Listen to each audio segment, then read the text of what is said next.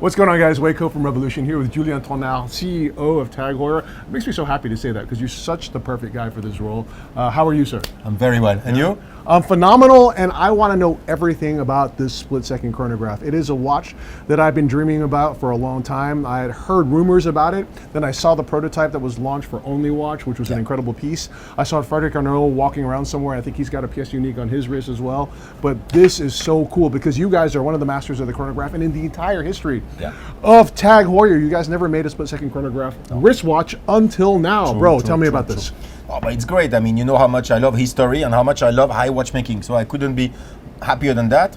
When you step in the booth, you can see these incredible stopwatches and rattrapantes from the early 20th century. We're talking 1916, we're talking the 40s, the 50s. It's amazing. So we have the legitimacy, the history.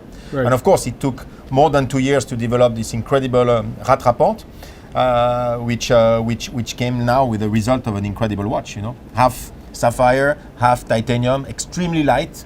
And you can feel the ergonomy, which is probably one of the most comfortable watch on the world. It's amazing. Well, I love how you assembled this team of these super brainy people. You know, so you've got Nicholas from the Heritage Department. You've got one of the legends Queen of the watch industry, Carol Forestier, Queen of the Tourbillon, and high complications as well. And you guys got together and you're like, okay, let's make this one of the coolest split seconds of all time. So first, 3D scanning of a vintage piece. Why did you do that? Why we did that? Because we wanted to create some depth. We wanted to create a real experience when you look at the watch, you know, and it's exactly it. With the sapphire on the top, below, also under the watch, you can really feel this incredible depth way with the crystal also on the dial. So you have really like 3D. Amazing. It's incredible, and that's what you want when you look at such a movement. So I think what's so cool about this watch is it looks like a completely modern interpretation of a Monaco. But so the first thing they did was they 3D scanned it and they made sure that they paid respect to every single angle, every bevel, the entire dimensions of the watch. Then they went crazy. They did grade 5 titanium and sapphire crystal, worked with the best guys in Switzerland, incidentally. And then let's talk about this insane movement. This is a collaboration with Vaucher, who makes also the split-second chronograph for the likes of Richard Mille, for example. Exactly. I'm going to put this here. But then you guys were like, you know what? We're going to make our own movement. So you design your own bridges, your own base plate.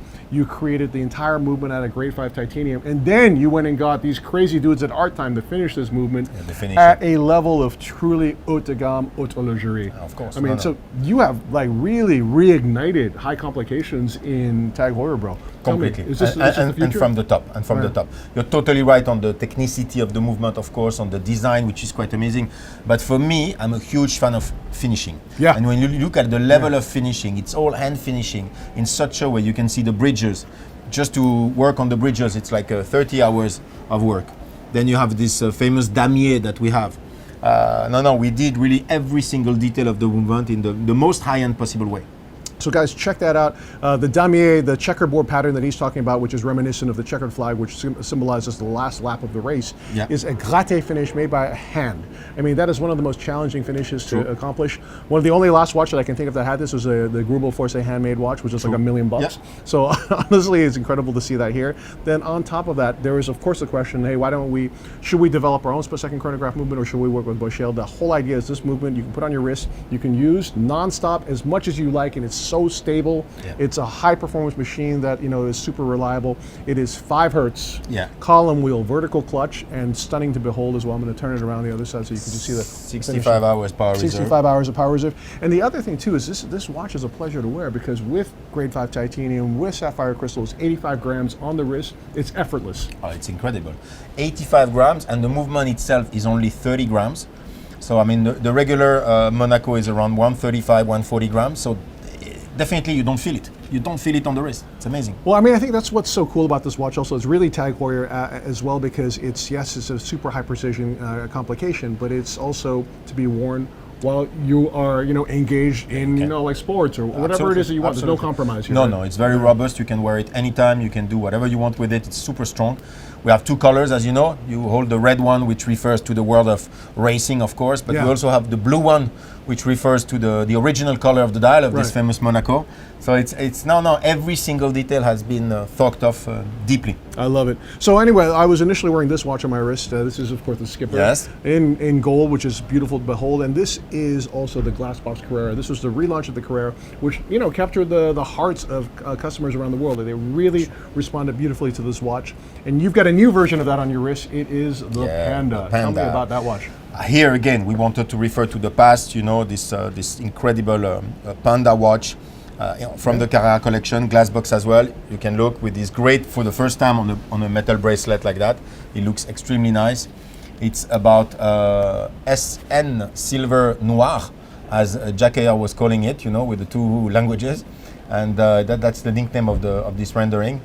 And you can see the bezel with the glass box on top. It's absolutely stunning. 39 millimeters, super elegant. And that's another icon, I would say, that we bring in the Carrera collection. That's great on the wrist, actually. And with the addition of the bracelet, it's really a completely different spirit from the first watches. Yeah. And I love the finishing on there. That silver dial is stunning, Yeah. in contrast with the black subdials, and with just the little colored elements also. The glass box has become one of the kind of coolest shapes around. Yeah. It's cool because you remove the external tachymeter and you put it on the rehaut. True. And all of a sudden when you see that watch from every dimension, you know immediately what that is. It's Absolutely. And again, you find the depth, you find a different effect than when you don't have such a glass box. So I really love it. Has a Very little cool. vintage touch as well. So it's a fantastic watch. And 39 is really wearable by everyone.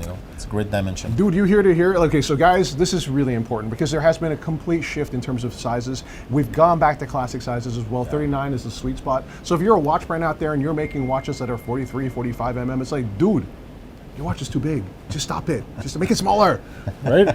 Yes, we have also big watches, but except for but your that watches that design are is big, the those are best. awesome. No, I'm just joking. So, okay, on the subject of smaller sizes as well, we now have a 36 mm Carrera as well. So let's talk about this because I think was it Ryan Gosling that showed up wearing a pink dial version of this at one of the premieres? At the Oscars. Yeah, exactly. At the Oscars, no, incredible. I mean, it's a great additional offer also on the 36. With the mother of pearl dial, with gold indexes. We have also a bicolor one. I mean, we have quite a few animation in this one. You can bring it over. Yes, that's a very cool one as well. And it completes the offer on 36. I don't like to say ladies' watches or women's watches. Yeah, I think it's a great 36 size. Could be worn by men and women because 36 is also a size that's becoming more and more popular. But I think it's very elegant. Again, the bracelet super comfortable, and you have the elegant side, the sport chic of the TAG Heuer collection. So I really like it a lot. Yeah.